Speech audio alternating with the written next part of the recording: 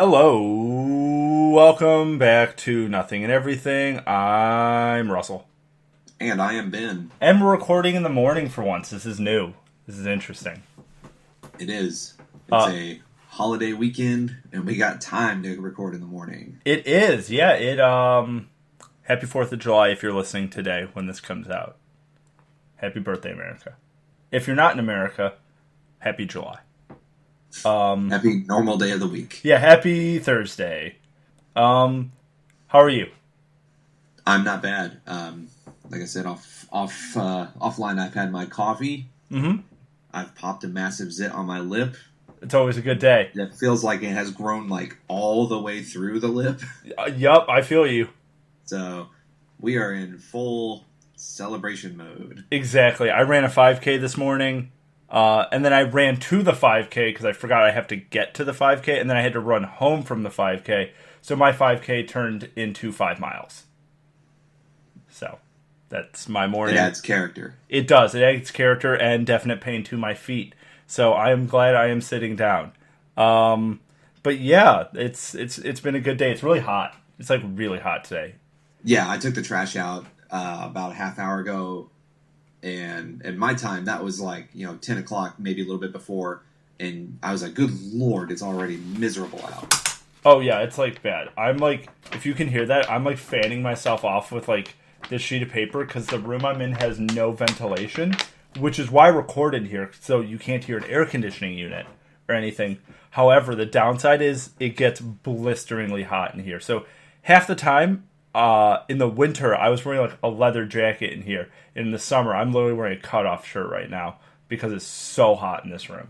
And ironically enough, your shirt says Sriracha hot chili sauce. It is a Sriracha shirt because I'm hot sauce.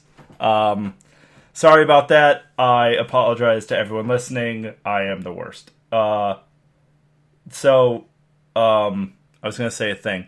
There's movie news. That's a thing that we do here now. It's become kind of a bit that turned into a real thing that we do. And we have to uphold the standard of doing this. For some reason, Avengers is back in theaters. I didn't know that was a thing, but it is. Am I going to go see it again? You bet your sweet ass. Oh, I really like that. I only saw it once, so I'm going to see it again.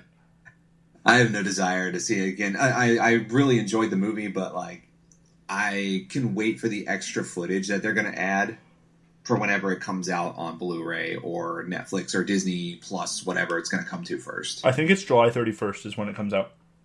Okay. That's what I think that is, or maybe it's August 1st. Whatever that, like, I think it's like a Friday it comes out. Yeah. I might be wrong, but I thought that's what it was. So that's the thing. We got more footage from The Lion King, a movie that I still do not care about, but I probably will end up seeing. And we should review the old one for this podcast. Spoiler alert, it's really good. It holds up. It does hold up. It's fantastic.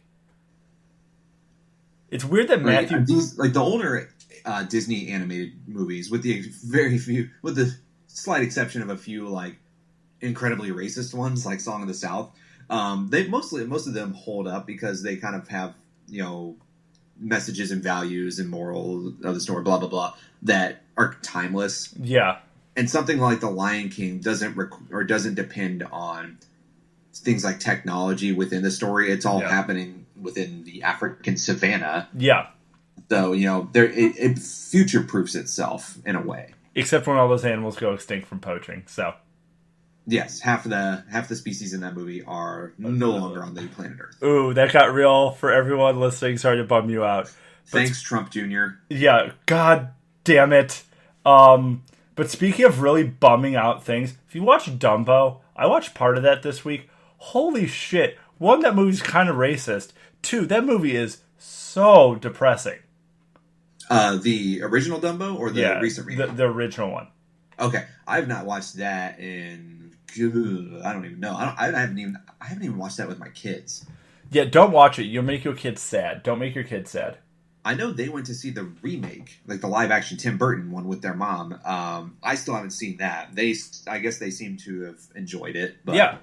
At their age, going to the movie theater, they love doing that already. So, oh, yeah. I mean, you could take them to a documentary about paint drying, and they'd probably be like, "Hey, this was great." Yeah, which is good that they have a love for cinema. It's a good thing to instill in them from an early age. Good on you. Wait, I was going to say something about that. No, apparently... also, yeah, I got down this rabbit hole. I don't know where my brain is. I got down this rabbit hole of watching old cartoons this week. I watched some old Looney Tunes stuff. There's some blackface in there. That's weird. Mm-hmm. Yeah. Oh, yeah, there's... Yeah, it kind of goes into some problematic areas in a few of those, but I think a lot of the older Looney Tunes stuff is still genuinely funny. Yeah. Because it was aimed, like, not towards just, like, you know, kids and preteens or whatever. Like, this stuff was, like, it was shown before adult movies in theaters. Yeah, it was, yeah. It was, like, the pre-things. But, yeah, some of the blackface stuff, I was like, oh, this is weird. And there's, like, some Sambo-type characters in there, and I was like, oh, no, this is bad. But then the Bugs Bunny stuff is there, and then you're like, oh, okay, cool. Bugs Bunny's cool, and probably not a racist. I mean, he played basketball with Michael Jordan and stuff, so I feel like he's good. Wow, we just used Bugs Bunny has a black friend. Yeah, we just did that justification on the air. But if anyone actually gets upset at that, it's a fucking cartoon rabbit. Get over it. But I'm debating talking about the shoe thing. Oh yeah. I know it sucks. Fuck you, KKK. Fuck you. Yeah, how about this? If you're curious about what the shoe thing is, just, you know, look up news articles about Nike and the Betsy Ross flag and form your own opinions. Yeah, my opinion is fuck you, KKK. Stop ruining shit for everyone else. Fuck you. Sorry if that's a hot take or anyone gets offended by that. Stop listening to this podcast. If me saying fuck the Klan makes you upset, fuck off. Sorry. That was my rant for today. Now we're good. I had to get that off my chest. So, we're getting demonetized. Actually, if any sponsors are like, we don't like that, probably don't like them either. Right? I don't want to be sponsored by a Klan-sympathizing corporation. Who? Yeah, I'm trying to think of a corporation that would sympathize with the Klan. At least publicly, probably not for very many. But privately, there's probably some like CEOs or, you know, owners of certain corporations, companies, whatever, that probably looks at the Klan like thinking like, what are they doing wrong? The Hobby Lobby people are apparently real racist. They sold cotton stuff during Black History Month. That's not okay. And also they've been caught like dealing in antiquities from the Middle East that's like highly illegal. Yeah, no, they're the worst. I don't fuck with Hobby Lobby. Also, there's not one around me. There's a Michael's. So yeah, go to Michael's. Go to a different overpriced hobby store. Don't go to Hobby Lobby. Yeah, fuck off, Hobby Lobby. Go to Michael's. That's the takeaway from this episode. Also, that one of the two movies that we watched this week is real bad, and the other one kind of doesn't hold up either. So yeah. Yeah, we'll talk about that. But in other news, we have a Kingsman poster for the new Kingsman prequel. It's called The King's Man. Oh, okay. I've not seen the poster yet. I'll have to look that up. But I did see... Aha, there it is. Yeah. The King's Man. But yeah, I did see that they were making a prequel. Is there really any other information about it, like casting or... Apparently it's World War I. That's all I know. Okay. So I'm cool with that. Like, I'm seriously cool with another Kingsman movie. I didn't like the second one, but the first one was awesome. So if they go back to form from the first movie, I'm cool with that. Paul Rudd is in Ghostbusters. Paul Rudd is in Ghostbusters. I'm so happy. I really hope... we talked about this last week, but I'm so happy. I fucking love it. I love Paul Rudd. I'm a big old fan of whatever he does. Pretty much. He's the ageless man. He is. He's like 50. He's like in his 50s, and he looks just stellar. He looks better than me, and I'm in my 20s. What am I doing wrong? You know what I'm doing wrong? Also, if you hear that, it's the fan from my laptop that got really loud because it is super hot in this room. And my laptop fan, I'm sorry if you guys can hear that, but the room I'm in is probably 96 degrees. Like, my hair is dripping. It is smoky in here. But yeah, Paul Rudd looks better than I do, and he's probably twice my age, so. But also, we got our first look at the Witcher TV show from Netflix. I'm hype. I saw a lot of reaction on Twitter. It was like it was not serious reactions. I have more like ironic or sarcastic people were replying and tweeting like, "Wait, he's only got one sword. Like, where's his silver sword?" And then out of the woodworks, all the people that were more book, like Witcher book series, fanboys. They're like, well, actually, in the book, he didn't have two swords. That was just a game thing, and it's just a shit show. Like, oh my god, the fandom clashing already for a show that does not even come out. It's just like, come on, folks, let's just watch the TV show and judge it on its merits and not bring in whether it's the best or most accurate portrayal of the books or the video games, whatever. It's not going to do either one of those 100% justice. Yeah. And it's probably going to be its own thing. Just like Game of Thrones, the show is its own thing. Right. It can stay true to certain aspects of it, but in the end, it is an adaptation. Yeah. And the creators of that adaptation have free will to, put their own spin on it. Yeah. Also, Stranger Things Season 3 came out today, so I will probably be watching some of that very soon. Me too. I am super hype. I'm actually probably going to go re-watch Season 2 and then watch Season 3. Okay. I wish there was like a previously on episode where it was just like a highlight reel of everything. I think Netflix does that with their own original really? series. They won't, like, if you scroll to the bottom of the series episode list, they'll have like because I know that Orange is the New Black had that for each of the few past seasons. They've had, basically a past season recap, I think is what they call it. Oh, cool. So I'm going to check for Stranger Things as well. Because I remember most of everything from season 2.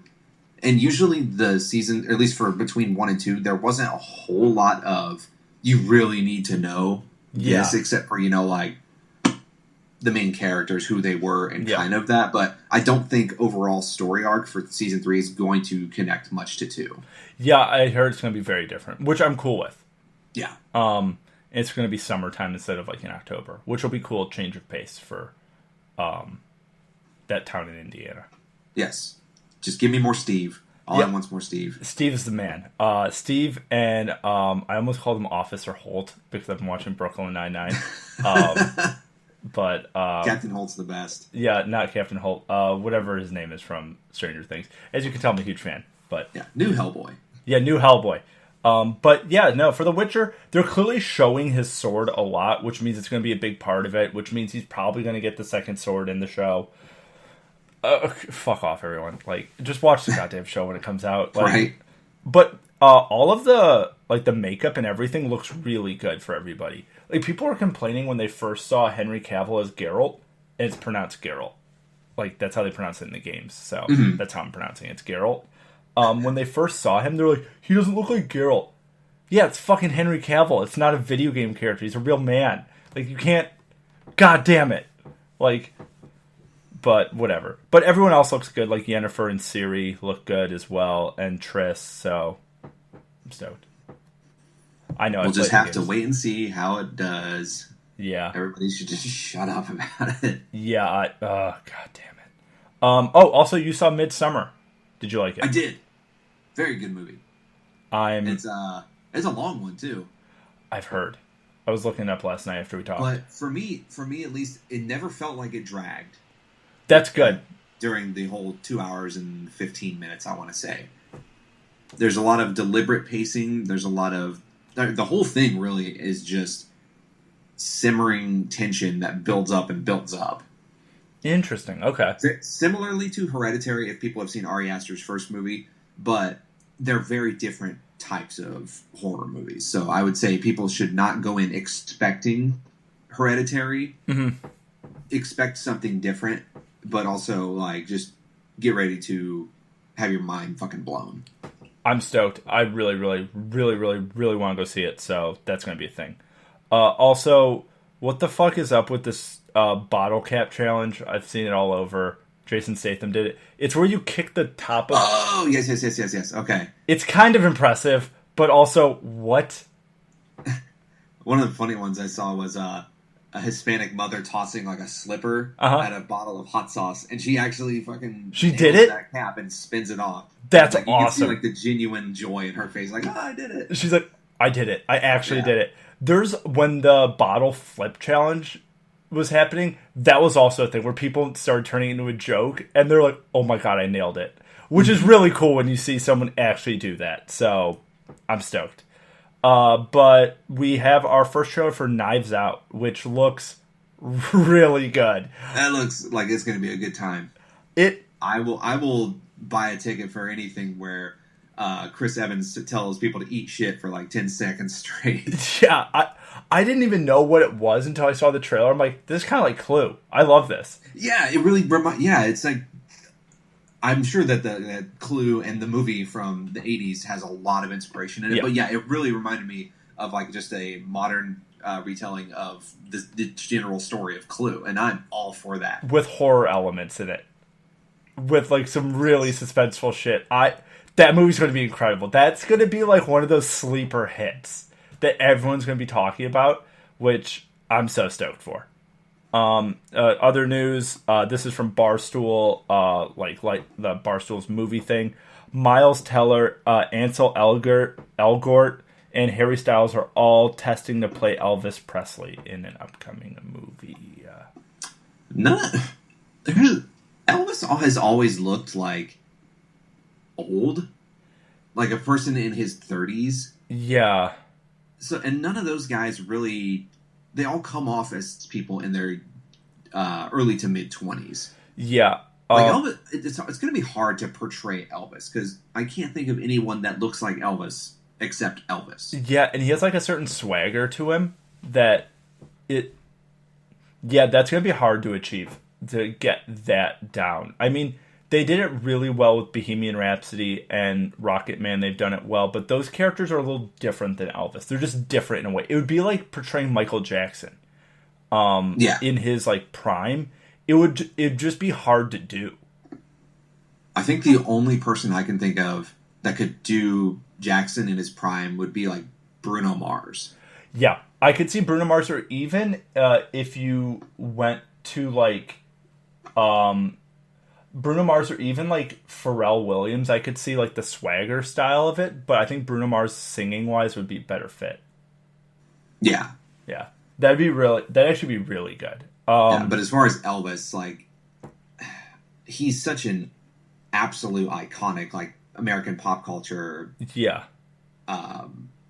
character. Well, not character, he's a real person, but it's going to be hard to really try and put someone in his place to portray him. Yeah, it really is. So, I mean, best of luck to whoever gets it, but also I'm not a big fan of Ansel Elgort. Like, I mean, Baby Driver's cool, but something about him just rubs me the wrong way. I don't know what it is. I mean, he's a good actor. I don't know. Something about him rubs me. I don't think I've seen him in anything else but Baby Driver. He was in the movie where the kids have cancer. Okay, I didn't see that. I know what you're talking about. The young adult adaptation. Yeah, I saw it on like HBO Now, like on TV, and I watched probably 70% of it, and I weirdly watched it by myself, and I'm like, he dies. Like, I knew that because she's narrating the story. The Fault in Our Stars? Yeah. Is that okay? Originally, I thought the movie before I saw it was the kids have AIDS, and I'm like, this is weird. I'm like, oh, they have cancer. That makes more sense. I don't know. I just didn't see. I didn't read the book. It just never crossed my path when I was younger. But like instantly, I'm like, oh, the guy dies because she's narrating it. Obviously, she doesn't die. Duh. Sorry, that's just me being an asshole watching a movie, being like, oh, this is how it ends. That's why no one goes to see movies with me anymore, because I'll go into a movie, I'm like, this is how it's going to end. And people are like, fuck you, man. And I'm like, sorry. Like, it's not like there's a twist. But first look at Bill and Ted for the new Bill and Ted movie. They're looking good. Always down for some more Bill and Ted. I am too. And it's called Bill and Ted Face the Music. So I'm so hyped. No Rufus, though. So that's going to be I heard back when they first announced this movie or first like conceptualized it, they were going to have Louis C.K. play a version of Rufus, but Louis C.K. has been canceled, so yeah, they're gonna have to find someone else. you can have Tom Segura. Maybe, yeah. I mean, if they, I would rather them maybe try to not have someone portray or try to fill like George Carlin's shoes. Yeah, If they have like a relative of the character of Rufus, Yeah. but make them their own personality, their own sort of look. yeah. Don't try and just copy off of George Carlin. Carlin's look and Carlin's persona. Just because George Carlin is so iconic. It's like the genie in Aladdin. Don't do Robin Williams. Do your own thing. Like, do not try to be someone else, especially someone as iconic as Robin Williams and someone as like just beloved as him. But yeah, so that's my thing on that. And then there was a casting for The Little Mermaid that has assholes up in arms, but me being like, good. Now, I found out that we talked about this last night, and for people that are getting just caught up on this, Disney casted, I think her name was Halle Bailey. Yeah. Not to be confused with Halle Berry, as Ariel for the new Little Mermaid. She is an African-American girl, a part of some sort of R&B duo, like singing group, whatever. But apparently, and I found this out last night, the Twitter account that first released something like majorly widespread about being upset that Ariel is now being portrayed by a black woman instead of a white girl. I found out that was a troll account. Oh, good. Thank God. The profile picture of the troll account was taken from an Instagram model. And so basically that troll account just basically got free publicity and widespread propaganda for this when it was never really a thing. But that doesn't mean that other people probably didn't think like or weren't like angry about the casting of a black woman in original white role of a mermaid. Yeah, that doesn't exist. Mermaid. Yeah. Also, I'm looking at the picture of Halle Bailey. She looks like, just like thinking about like the Little Mermaid and how Disney's going to do it, she looks like she's going to fit the role really well. Like there's just like a look that she has that I'm like, that's perfect. Like whoever cast her, like you did it. Yeah, and of course, like you want to cast someone that can sing because it's a musical. Yeah, I don't ever think I've seen the Little Mermaid all the way through because the bad guy in the Little Mermaid always used to freak me out as a kid. So I've never seen it all. Yeah, I've never seen it all the way through. It is what it is. I mean, it's tailor made for little girls. And maybe some boys, who knows? Yep. I mean, have your kids seen it? I don't want to be genderist or sexist or anything like that. Yep. Have you seen it? Or have your kids seen it? I have a 5-year-old girl. I have seen it multiple times. Very true. I always forget that your kids are people who watch movies as well. So yeah, and they watch The Simpsons now, right? Yeah, every now and then. Oh yeah. If I have The Simpsons on and they come running into the living room or something, yeah, they'll both sit down because, like me, they love Mr. Burns. Yeah, and that could not make me more proud. Yep. Have your kid? This is a weird question. Have your kids ever asked about your tattoos? Yeah, I mean, when I first got them, they were just like, "That's cool." Like, to them, it's kind of just like, "Oh, Daddy has pictures drawn on his arms or whatever." Yeah, which is what it is. Yeah, and they can pretty much recognize most of the characters on there. Like they know Mr. Burns, Sideshow Bob. Hank Scorpio was a one-off character in one episode, so they don't know him as much. And the Devil Flanders, they recognize all them. I think Hank Scorpio is probably the funniest addition to that because that is a one-off character, but one of the most iconic characters from The Simpsons. Like when people see us, oh, it's Hank Scorpio. Like, that character is almost like Russ Cargill from the Simpsons movie. Love it or hate it. But that character is so weird and iconic that's like this one-off bad guy. I wish they had Hank Scorpio as the bad guy in the movie. That would have been such fan service. I like Hank Scorpio just as the one-off.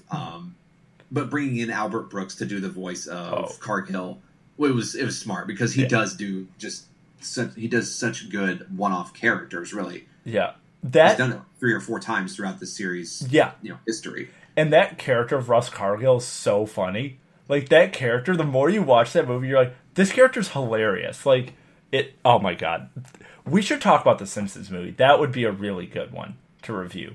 We'll do that soon. Yeah, because I haven't seen that movie in a couple years, and I would love to go back and watch it.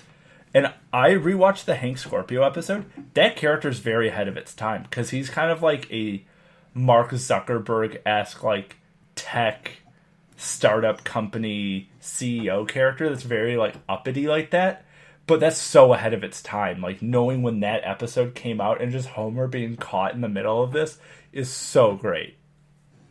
The Simpsons has had a lot of moments where socially, pop culturally, it's been ahead of its time. Like one of my favorite episodes is the one with John Waters as Homer's gay friend. Yeah, who he doesn't realize is gay until about a quarter of the way through the episode. But that was a very, gay positive episode. Yeah. In the middle, or, mid to late '90s, which was not, the greatest time to be a gay person. Yeah. In America. Yeah, no, and that's really good. And I think like Matt Groening and like the team behind it are like, hey, let's just talk about this because like no one else is talking about it the right way, and we can get people to listen. Like we have our audience, and we know they're going to listen to us, and it's really good. And I love the way Matt Groening portrays himself in the show. It is so funny. Whenever he puts himself in the show, it's just he shits on himself, and I'm like, that's great. I don't know. I just can't say enough positive things about The Simpsons. We have to just talk more about it because, in my opinion, it probably is the greatest TV show of all time. Yeah, I would agree.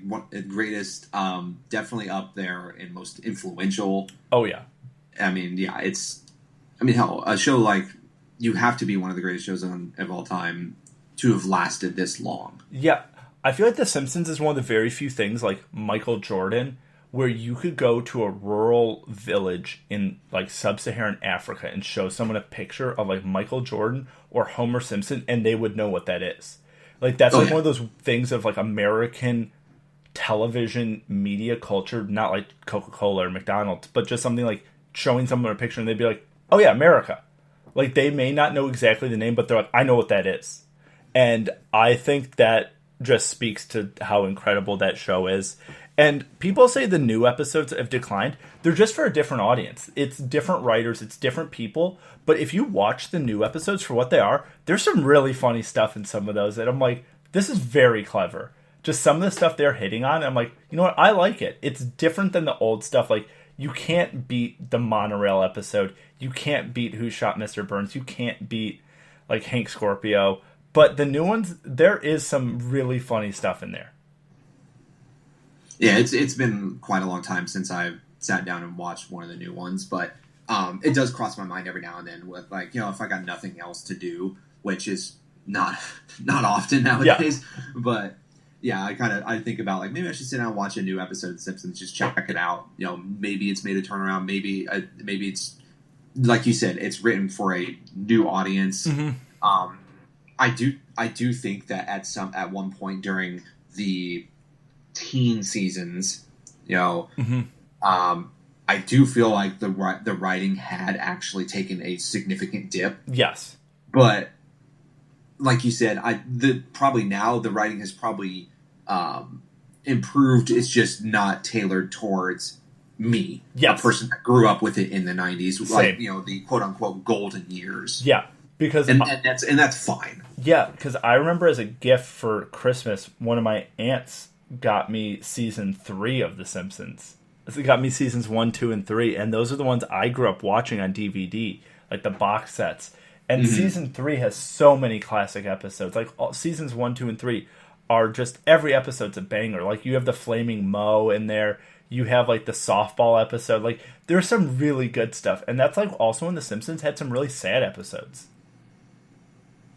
Yeah, they do have some ones that do just kind of make you sit there and think about some heavy shit, and they weren't afraid to go to places they needed to go every now and then. Which I think is I could talk about The Simpsons for 10 hours, but yeah. We could, but yeah, we got to move on. So the last piece of news is we just got a picture of the new Breaking Bad movie.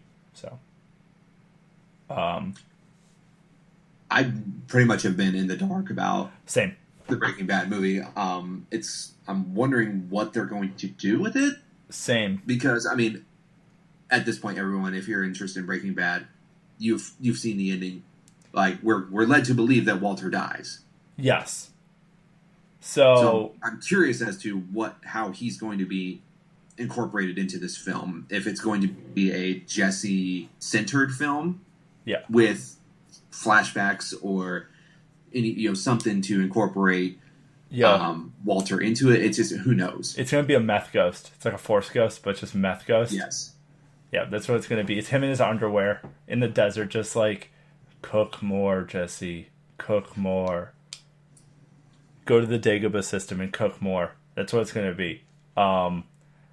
Sorry, that was a really bad joke on 2 levels. So that was a deep cut right there. That was a deep cut of really bad. So you're welcome. And then now it's our topic for this week. Which one of these movies that neither of them hold up, in my opinion? One of them is a good film. One of them is trash. Which one do you want to tackle first? Let's go with Toy Story first. Okay, so Toy Story, absolute trash. Yeah, that's what we're talking about. Exactly, and it's a horror film. No, Toy Story is good. John Sexpeth Lasseter was involved in the making of this movie.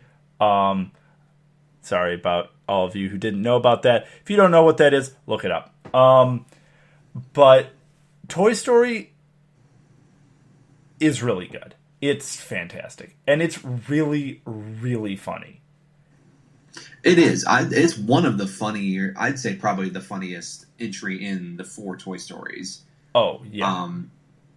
And that's, a lot of it has to do with just originality. It wasn't a mostly original story. There's been, stuff with toys or anthropomorphic toys come to life before, but this one really was like the one that pushed it out to a gigantic mass audience. The movie was a colossal hit.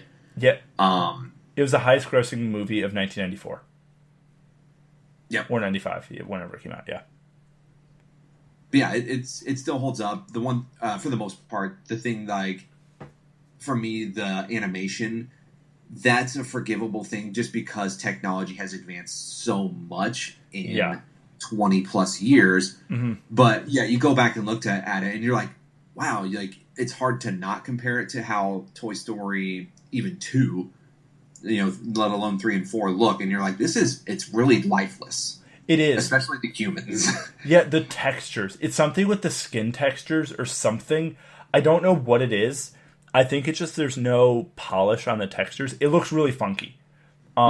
So that's why I say it doesn't hold up. But story-wise, it completely holds up. It's fantastic. This movie also, there's some really sad stuff in this. I forgot, like Buzz kind of realizing he's a toy and falling and stuff. There's some really, really sad moments. Even like the being left behind and all of that. Also, Sid, real piece of shit. I forgot about how much of an awful monster that kid is. I don't know what else you can say about this movie without spoiling it for anybody, but I think we're beyond spoiling. Yeah, like you said, it's a movie from 94 or 95. Everyone should, I would assume everyone listening has seen it. It's one of those Disney films that's like, everyone's seen fucking Toy Story. Yeah, it's like, you don't even have to be a fan of animated films or Disney or like even children's films, which this isn't. It's more of a family film. But you've probably seen it. And if you haven't, seriously, go watch it. It's one of the ones that love it or hate Disney, watch this movie. It is incredible. Like this one and A Bug's Life, I will say go see them. Like go see both of these movies. This is the first full-length animated feature ever. And it's so good. Even the stuff like at the pizza place with the aliens, like the claw, like that's so iconic. I know we said the word iconic maybe 100 times on this episode, but go see it. It's hard not to, because I mean, think about everything that it's still within like pop culture from just Toy Story 1 alone. I mean, people you say to infinity and beyond. People will finish that sentence and they know exactly where it comes from. Yeah, exactly. It's that, and it's like reach for the stars, like that whole thing, like that, and then the ending scene, the moving scene, is a legitimately good action sequence in this movie. Like it with the strapping the rocket to his back, all of that. It's actually quite tense, and it weirdly reminds me of a movie that I don't know if you've seen, but it was a favorite of mine as a kid called Small Soldiers. Somehow that sequence, that movie reminds me of Small Soldiers, which I know it's another movie where toys come to life, but... I remember Small Soldiers, particularly because there was a small, dumb fucking controversy where Burger King, they were using Small Soldiers as their toys for their kids' meals. Uh-huh. And there were parents groups that were up in arms because they're like, this is a violent PG-13 movie, and you're putting this in like children's toy meals, and it's just like, oh, good fucking lord! God. It's not like they're putting Child's Play doll in your Happy Meal. That would be hilarious. I would love that. But yeah, this movie is incredible. This movie, out of I think most of them that we've talked about, is nearly a flawless film. It's Toy Story. It's really iconic. Tom Hanks in it completely kills as Woody. Tim the Tool Man kills it as Buzz. Every voice actor in this movie is incredible, and everyone has a moment to shine, and everyone has a funny line, whether it be Mr. Potato Head or Slinky Dog or Rex or even Bo Peep. Any of them have incredibly good lines, and there's just moments in this that you're just like, that's actually incredibly funny. And there's things that like kids do not get in this that I'm like, that's great that they put this in. Watching it really was Pixar setting the stage for how they were going to make their movies. Like you said, not kids' films, family films, stuff that the parents and grown-ups are going to enjoy and appreciate. I'm also curious about Sid. It seemed like, well, there was no father figure there. We shouldn't assume that this was just a fatherless family. He could have been at work at most of the scenes that he was in. Yeah. But it seems like Sid's mom was fine enough. His sister, well-rounded. It just seems like Sid didn't come from a bad family. He's just a piece of shit. Yeah, I kind of picked up on that as well. I'm like, this kid just kind of like a monster. And it's really funny that the carpet in the room is the same from The Shining. Yes. And there's a bunch of stuff like that are references to other films, which are really funny. But yeah, Sid's just a monster kid who burns Woody's face with a magnifying glass. But I think, maybe it's me, maybe Ben as well. I did that. I didn't do that with toys, but I definitely did the magnifying glass, like lighting paper on fire and stuff as a little kid. Because you're like, what? I can start fires with like a magnifying glass? And I wasn't like a pyro, but I'm like, that's kind of cool. Yeah, it's like your introduction into science. Yeah, it really is. You're curious, like, okay, how does the light of the sun, just going through what you, as a kid, just consider glass, you don't really think about the properties of it magnifying anything. You're just like, how does this work? Yeah, and like, I just remember that as a kid, that was something really cool, and that was something definitely my dad showed me outside. He's like, you want to see something cool? It's a really sunny day. Just get a magnifying glass from the drawer, like from his like desk drawer, and he's like, you just point it the right way and you can light stuff on fire. Definitely a scary tool to give a kid, where you're like, you could start fires with just this even item. Scarier is how did, like, I guess this maybe goes against what I said about his mom being decent. Like, Sid somehow was either able to steal money or his mom purchased a large firework for him and had it sent through the mail. Yeah, exactly. Like, and this is really 95. Bad. Yeah, this isn't like Amazon Prime where you can just log into your like house computer and be like, I'm buying this. My parents will never know if it's like a $5 purchase. This is like, you have to call someone on the phone or go somewhere. Whole thing. But yeah, this movie, it's fantastic. There's not much more we can say other than go see it. As an adult, watching it by myself in my basement this week for the show, I didn't feel weird watching it. Like, I didn't feel weird like this is like a kid's movie I'm watching it. It just like, one, it was a nostalgia thing watching it for me, but also I'm like, this is just a good movie. So if you're listening to this and you may have never seen it, seriously give it a shot. Because one, it's not that long. Two, it actually makes you feel really good at the end. You're like, wow, that was fantastic. And 3, it's actually like a classic. It makes me kind of. It also makes me think about the science behind, or I guess I don't know how to put this. I'll just stick with science. The science behind how the toys become sentient, and how, like, when they or if they decide to become sentient, or if they decide to go back to being toy mode, like flopping to the floor. Is it because, like, they do eventually come out to Sid, Yeah, and like Woody especially, just to freak him out and get him away before he destroys something. Yeah. But like they've never done that with anybody else, with any other human throughout the series. And so, anytime that a human comes near them, they just drop back to toy mode. Like, do they control that? It seems like they have to. If they came out to Sid, do they shoot, or is it sometimes involuntary? These are little stupid nitpicky questions. It's really cool because the movie never explains it to you, which makes you like it more. If it over-explained it, if it midichlorianed the movie, then you'd be like, okay, who cares?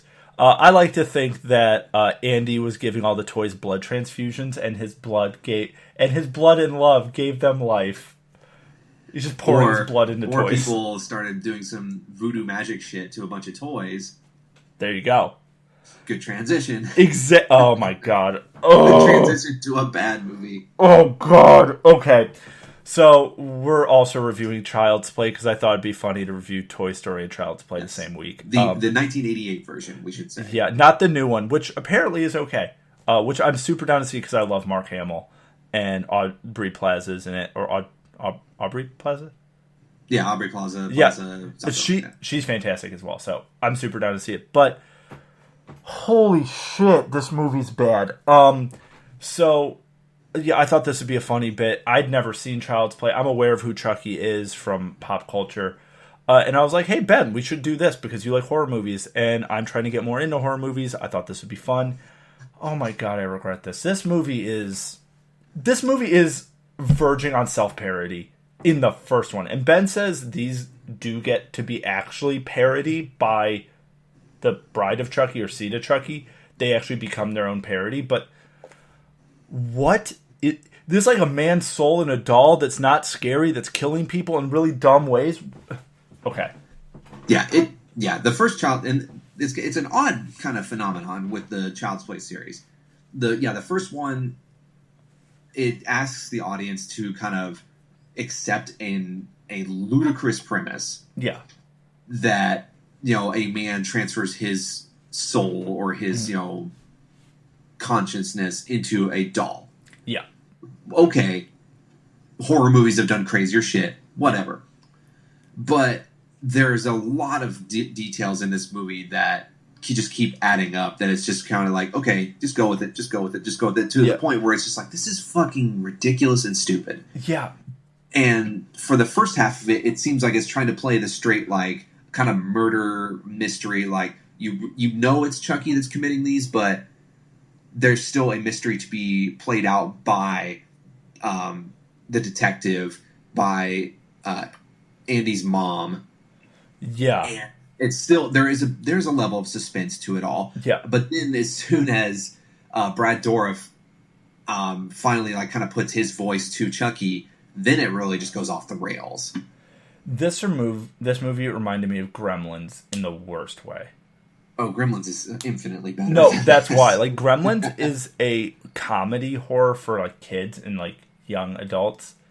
This movie's not. And all I was thinking of is this reminds me of Gremlins. And it's not supposed to remind me of Gremlins. Even though that's a horror movie we should talk about because I fucking love that movie.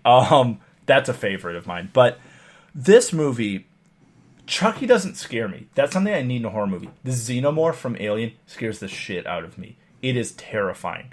Like, Freddy Krueger, pretty scary because everyone has nightmares.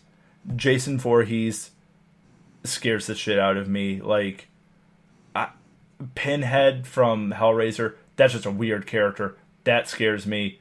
Jigsaw, to some extent, even though he's kind of the villain or whatever, scares me. Or Reverse Bear Trap scares me. But Chucky isn't scary to me. And that's the thing, like, that's one of those moments that ask you to kind of just set aside your logical thought of like, this is a fucking doll. Yeah. This is a 3-foot tall doll. Like, how is this supposed to be in any way sort of a threat? You know, with things like the xenomorph, especially in the first Alien movie, you don't see a lot of it. Yeah. So that mystery, like the not being able to see it, adds to its terror. Yeah. With the other '80s slashers, Freddy Krueger, Jason Voorhees, Pinhead, not really a slasher, but still horror. Yeah. Those are full ass grown men. Yeah. Especially Jason Voorhees, he's this fucking tank of a slasher. Yeah. But they all have grown up features that, you know, they could dispatch. You could believe that something like that could kill someone. Chucky is, like I said, a little doll. Like, fucking just kick his ass. Yeah. Like, kick him out of the way. Like, if he can sneak up on you, sure. Like he does many times in the series. But other than that, it's just like, you're asking me to be afraid of this fucking doll. Have you seen Monty Python, The Holy Grail?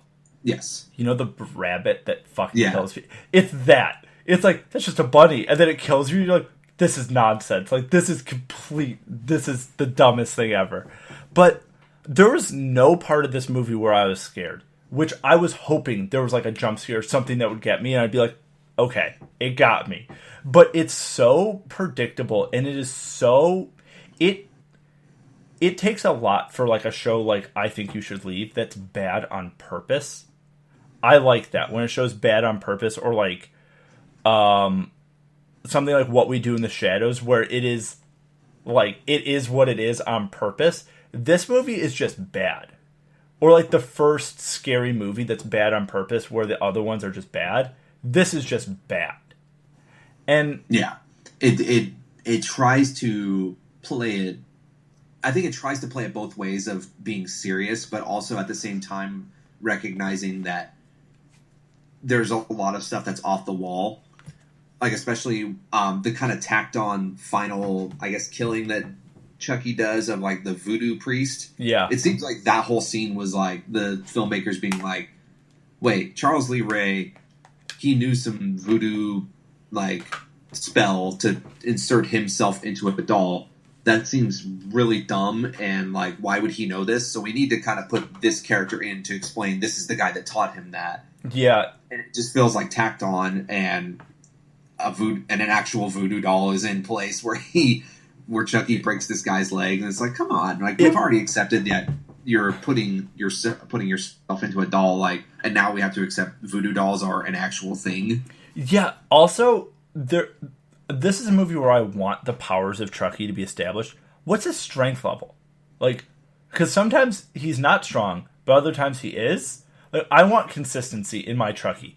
Like, that's something with the Xenomorph and other horror characters. Their power set is it's established in such a way that you're like, okay, this character cannot fly. This character cannot do this. This character cannot do this. Like with the Xenomorph, acid blood, little baby mouth inside of its mouth, like tail thing, and it's scary as all fuck. It's like a weird penis lizard thing. And it's like, you get it. Jason Voorhees, big dude, knife, doesn't run. Pinhead, horrifying. Freddy Krueger, he's in your dreams, and he's weird and burnt up. And Jackie Earle Haley in a variant of that movie that's not good. So, like, I get it, but Chucky, his powers aren't established. Like, there's things that he does in this movie, like, it's a fucking toy. How? Please. I want... yeah, like, choking people. Yeah.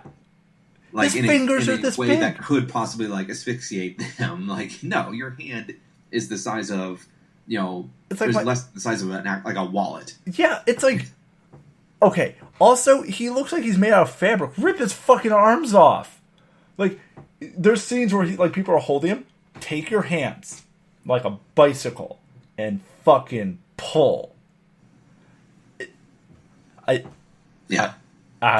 a ridiculous movie, but that's the thing where after the first one, the second and third Child's Plays are still not good. Yeah, but you can start to see the simmering of like, okay, they realize how ludicrous this premise is, and they're kind of playing with it a little bit. See, I'd be happy with that.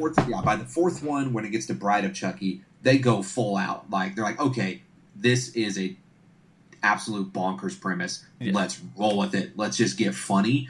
Mm-hmm. Let's make the kills ridiculous. Like, that's where it really is to get entertainment out of you. It's not Chucky. Yeah, I would love that. Where Did I lose you? Oh no, I'm here. Hello. Okay, you froze. Sorry. Oh, see, with the ridiculousness, I would love that from the first one, where it's teetering on it, which makes it not good. But if they were just like, yeah, here it is. This is what you think it's going to be. This is 100%. Here you go. Fucking have fun. It's kind of like Scream, where it's like, it just is this stupid thing. This movie is really, really good if you're at a party or you have friends over and maybe there's some sauce involved. Watch this. This movie, it'll give you something to talk about because it is really fucking weird. But also, I'm not upset that I watched it. I don't feel like I waste my time watching this film. I'm happy that I saw this. It was one of those things where I'm like, okay, I get it now. And the new one apparently is very similar to Black Mirror. It's like if Black Mirror turned into a movie. I'm cool with that. Because if they did weird voodoo into like a spirit thing, wouldn't work. Now, if Siri was trying to kill me, now we're scary. Because that's a big fear of mine, that I wake up with my phone cord wrapped around my neck and Siri's like, just go to sleep. Real fear I've had. I'm not kidding. That's a dream I've actually had, is that my phone is choking me to death. Maybe that's a sign. Perhaps. Yeah, maybe you should put the cell phone down, even though a cell phone doesn't have a cord, I guess. Yeah. Are there a lot of Amish people in the greater Chicagoland area? I don't think so. I don't know if there's a lot of Amish people who live near me, like near the city. So maybe not a good call, and I kind of need my phone for my life. Yeah. Have you seen WALL-E? That's where we're headed. Everyone's fat. And everyone's lazy. But everybody has everything they need. Yeah. Thanks, Amazon Prime. Thanks, Jeff Bezos. That sweet, sweet same-day delivery. Have you ever used same-day? We don't have that yet here. Oh, have you ever used same-day delivery? No, it's not available for my area just because we're not a gigantic metropolitan area of like Chicago. Nothing makes you more satisfied but also terrified with the internet than when you're at work and you're like, oh shit, I'm out of pre-workout for like this evening when I go to the gym. You order on Amazon, it's at your house by the time you get home from work, and you're like, holy shit, this is faster than going to the store. Yeah, we have next day delivery because there is an Amazon warehouse in Indiana, like close to where I live. Uh-huh. So I have had next day delivery and not have to wait the 2 day for Prime. But yeah, we're my little town. We just now got at the Walmart grocery pickup. Oh, nice, yeah. So we're still coming into the 21st century here. It's all good, man. It's all good. It moves fast down here. Let me tell you. Wait, I have a question. What's your favorite? I lived in Indiana when I went to Purdue for a few years, but what is an Indiana food that people should try? Because this is something I've wanted to ask you. This is, I can't say that this is localized specifically in Indiana, but pork burgers are definitely a big rural Indiana thing because we have a lot of pig farms, especially in the north central Indiana, like where I live. Uh-huh. Lots and lots of pig farms and processing plants for pork. But yeah, pork burgers are really good. What else? Elephant ears. Yeah, like I think carnival food. Most people would like look at it and say, like, "Oh, that's a funnel cake." It is different. It is. It's very different. It's still fried dough with a bunch of sugar on it, but there's a difference. Yeah, they are. Elephant ears are really good, actually, and I'm not a big fried food guy, but they're very good. So Ben and I, fuck Chucky. Sorry, I had to put that in there. Ben and I are going to Lollapalooza, which is a big music festival in Chicago. Catch us there. But Ben and I are going to this. There's a lot of food there. Ben, do you like seafood? I do. I just actually made some shrimp pasta last night for dinner. Yum. There's a lobster corn dog that they have at Lollapalooza. Ooh. Do you know who Graham Elliott is? Like the celebrity chef? Yes. Graham Elliott owns a restaurant in Chicago. His restaurant's here in the city. And his restaurant has a booth at Lollapalooza, and he serves the food. So you can meet Graham Elliott, and they have lobster corn dogs. It's essentially a lobster crab cake on a stick. It is so good. They're also like $11. I was gonna say that thing's probably like $15, but you have to get one. Like, there'll be a really long line for it because people will be like, "Where are the lobster corn dogs?" Because it's kind of one of those things that you get. Mm-hmm. But if anyone else is going to a music festival or anything this summer, here's a little life hack for you. Go to, if you're going to Coachella, it already happened. I hope you enjoyed it. And Bonnaroo happened last week. I hope you enjoyed it. But if you go to a music festival like Lollapalooza or Lollapalooza itself, go to the Giordano's or Lou Malnati's pizza stand. You can get a personal pizza for like $6. That'll feed you for like at least a meal and a half. You're saving money. I mean, it's pizza, and it'll hold you over because it's a lot of carbohydrates, and you're going to be jumping in that crowd, and it's going to be hot. And it's a deep dish pizza, too. It is a deep dish pizza. Like, I've had the Giordano's at Wrigley. Yeah. Like, they have a little booth there. And, yeah, that thing was a casserole. Yeah, it is a casserole. That will hold you over. That's one of those things, if you're feeling a little bit hungry during the concert, get one of those. You can be like your boy Russ, get a plastic bag, put the pizza in the plastic bag, and eat it during the concert, and everyone around you is a little grossed out, but you're not hungry. There you go. That's the key. Life tips. Yeah, life tips from nothing and everything. Yeah, that's all we do here is concert life tips.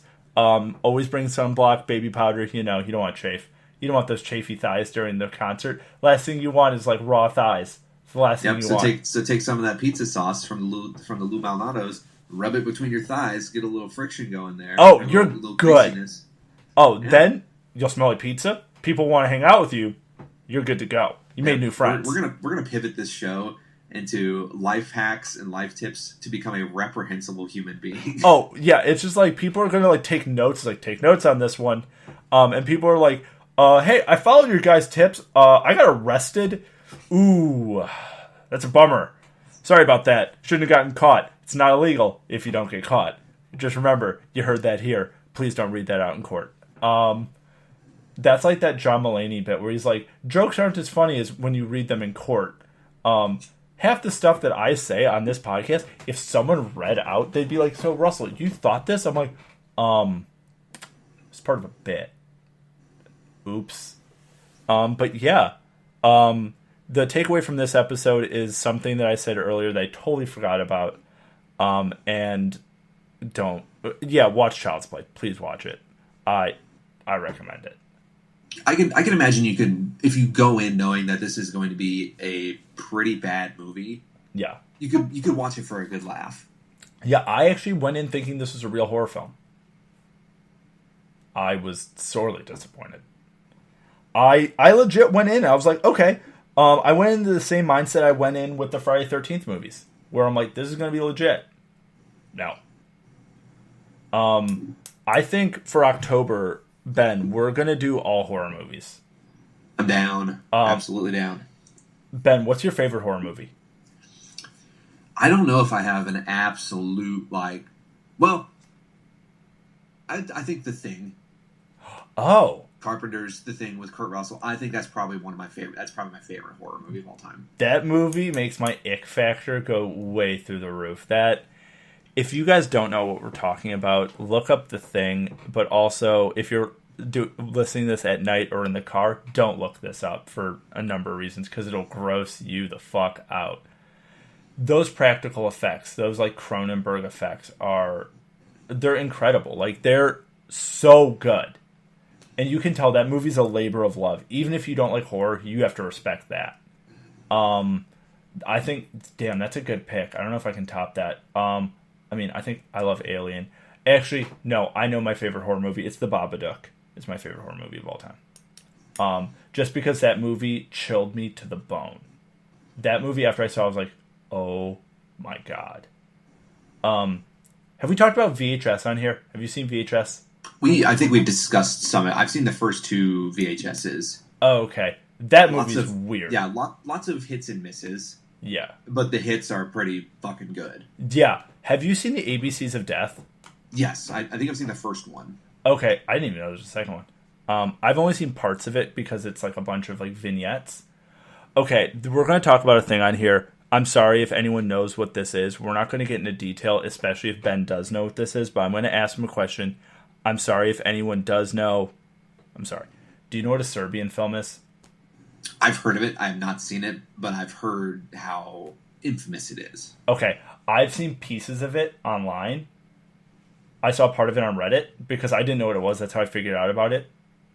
We're not going to talk about any more of it on the air. If any of you are out there, Wikipedia, what we're talking about, do not go trying to look for it. It is banned in the United States. So you won't find it on Netflix or anything in the U.S. It's banned in most countries. If you read the Wikipedia for it, you will know why. Apparently some of the stuff in that movie is real as well. Interesting. Yeah. So, yeah, I was just wondering if you've seen that film, because... I've not.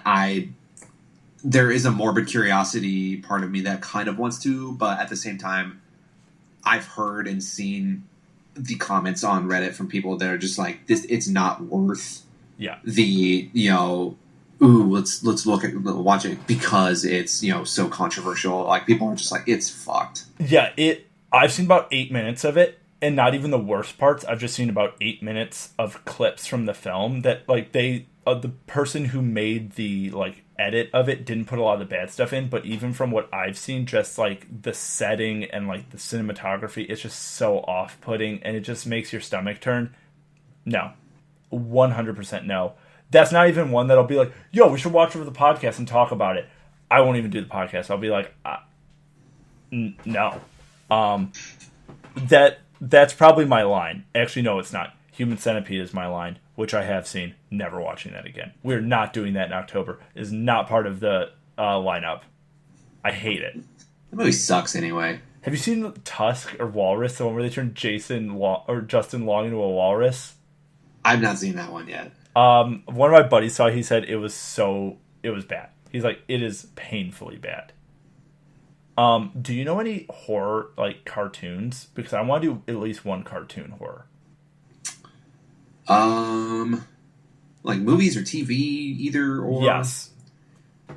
There was a show way back in the day on HBO, based on the Spawn comic series. Oh. And it was a cartoon series. I've not looked to see if it's on HBO now or not. Huh.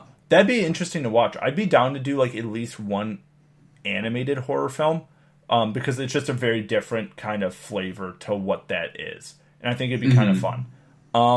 But yeah, this was Ben and I talking about plans for the future podcast episodes. This is a new bit we're going to do. It's just we're planning on here and just padding out the time, because I'm real sad that I watched Chucky. Ben, so I have an idea. You have a podcast thing that you do called Our World of Idiots. Next week, would you want to pitch part of it on the show and give the audience a little taste of what they can find? Yes, we can do that. Yeah. For anybody that's listened in the past and knew that I was going to be putting out my own, but has been waiting for it. Yeah. And that's presumptuous of me to think that anybody is waiting for it. But yeah, I apologize that I have not gotten anything out. Life has gotten in the way a lot, as far as family, school, all that. It's hard to put out a podcast sometimes. It just, that plain and simple, to find the time to sit down and do that. The couple hours it takes to, or the many hours it takes to research, record, edit, publish. It's an undertaking. So I apologize for not being on top of that as much as I want to be, but this is not to say that I'm not going to do it. So yeah, I'm going to keep moving forward with it, and try and get out a good first episode for everybody to listen to. Yeah. That's why I put it out here, because I know I put it on social media as well, about Ben's show, because I'm also interested to hear what is up. Yeah, I think that it's interesting just thinking about that as well. Just the way See What Sticks has evolved as what it is, and then this show, Nothing and Everything, has evolved, because it was definitely one thing, and we've turned it into something else. Just like kind of inadvertently, but kind of like talking together and been like, yeah, this is a good idea. Let's try this. Yeah, I don't know. I've definitely gotten positive feedback from it. A lot of people like the video game episode, and I've gotten a few comments on our Tom Cruise comments where, yeah, you're right, he'll kill Justin Bieber, on like our critique of Tom Cruise, and that he's probably a pretty normal guy. He's just nuts. Yeah, I would love to sit down and talk to him. I would love to grab coffee with him. He seems fascinating to me. as long as he leaves home his e-meter sticks. Yeah, I want him reading me. Have you seen the movie The Master with Joaquin Phoenix about Scientology? Say again, you cut out a little bit. Have you seen the movie The Master with Joaquin Phoenix? It's the Scientology movie. Right. I've seen part of it. I need to get back and watch all of it because I've heard it's an excellent film. It is so good. You gotta watch it. We should do a Joaquin Phoenix day and watch Gladiator, the movie Who Wants to Fuck the Phone, The Leader, Walk the Line, like all of his films. I think it'd be good because he is an incredible actor. But spoiler, I have a movie idea for next week for Ben, for all of you listening. Would you want to watch Nightcrawler and Drive for next week? Because I saw part of Nightcrawler on TV this week. It was on HBO. I think it's on HBO Go or HBO Now. And I watched like 15 minutes of it again, and I was like, God damn, this movie's good. We should watch that and Drive because they're very different but similar, and they're just kind of interesting, summary kind of LA movies. I'm down. And then we should do that, and then Kiss Kiss Bang Bang and The Nice Guys should be another one because both of those movies are incredibly funny. And they're funny, and it's so underrated. Oh, yeah. Kiss Kiss Bang Bang was... I first saw that because it was an assigned movie to watch when I was at Ball State. Really? For a film class. That it was a film genres class, and we were discussing like film noir. And he chose this one, like the professor, instead of, the old stuff, like from the 40s and 50s, black and white. He chose a modern day one, and I was so glad he did because I had never seen it before. I'd heard of it, but Shane Black was pretty much a name that I really didn't know. Yeah. But that was like my introduction into what I like Shane Black. Yeah, no, for sure. Ben's a little paused right now. Ben's going to hear this in about 4 seconds because we're on a call. I'm just letting this go out there because Ben's about to hear it. So I'm going to just keep padding this out until I call Ben back. So, yeah, Ben's talking about Shane Black. For any of you who don't know who Shane Black is, I'm recalling Ben. He directed the original Predator film back in the day, or he wrote it. I think he wrote most of it back in the day. And yeah, so he's really good. And then he dabbled in some other stuff and has written a lot. And he actually directed Iron Man 2, which is really, really interesting. No, he directed Iron Man 3 or 2. I think he directed Iron Man 3. The one that a lot of people don't like, even though I think Iron Man 3 is solid. If I'm going to be honest. I think it's actually a pretty good film. But yeah, so I'm just keeping doing this. And then we're going to try Ben back because... he's not on the show right now. And, Ben's back. I'm back. I don't know what happened. I was just telling him about Shane Black and how he directed Iron Man 3. And people don't exactly love it, even though I do. But he's dabbled in a bunch of different stuff. Yeah, Iron Man 3 is probably one of my favorite. It's my favorite of the core 3 Iron Man films. Yeah, I love that movie. I think it's fantastic, and the fake out with the Mandarin is so good. You're on my phone right now, Ben. That's why you're looking up at the ceiling. Just because the computer, I think it lost internet connectivity. But yeah, so Kiss Kiss Bang Bang is fantastic, and that's such a good movie to get assigned. And then The Nice Guys is hilarious. It is very good. Yeah, it shows off Ryan Gosling's comedic chops. Oh, so well. The line where his daughter's like, Dad, there's like prostitutes here and stuff. He's like, honey, what did I tell you? Don't say and stuff. Just say, Dad, there's prostitutes here. Which is just one of the best lines in that movie. It's so good. And it's a really good mystery. It is. And it has a lot of good twists and turns that you actually don't see coming. And it works so well. Just the whole, when you talk to your doctor, tell him you have a spiral fracture of your right arm. And he's like, what? And he just breaks his arm. It's so good. But yeah, I love that movie, and I think that'd be another fun kind of 2 films or like spiritual sequels to watch for the show. I'm down. Yeah. So Ben, before we head out, do you have any recommendations besides those things? I do. Kind of going back to Child's Play, the detective in that movie, his name's Chris Sarandon. He has a much, much better movie that he's in the 80s called Fright Night, where he plays a vampire. That movie is excellent. I highly suggest Fright Night, and also the remake that took place in that was released in 2011, starring Anton Yelchin and Colin Farrell. Both movies excellent. So I would recommend people go watch both. Rest in peace to Anton Yelchin. Yes. Big rest in peace. People may know him as playing the new Chekhov in the Star Trek films. He actually got crushed by his car. Yep, his Jeep rolled on, or crushed him into like a brick wall or something like that. Yeah, just trying to move his car at his house, like just a freak accident. Incredibly sad. He was like 25. Yeah, really, really sad. If anyone doesn't know, if anyone's like, why haven't I seen him in any films? Unfortunately, he did pass away. But yeah, big time loss for cinema. But yeah, that movie's really good. I have seen that. I love that movie as well. Super, super like 80s tacular. And yeah, so that's a good recommendation. I think my recommendation for this week would be, I mean, of course, catch up on Stranger Things if you haven't seen it, but No Country for Old Men right now is on Netflix. Watch No Country for Old Men. Roger Deakins is the cinematographer. It's the Coen brothers. That movie is so good. Very, very good movie. You should watch it. So that's my recommendation. I'm signing off. We have a website. Go check it out. Ben, you want to sign us off?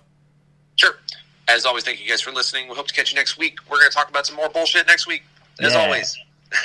I'm Ben. Thank you for listening. This has been Nothing and Everything. Good day.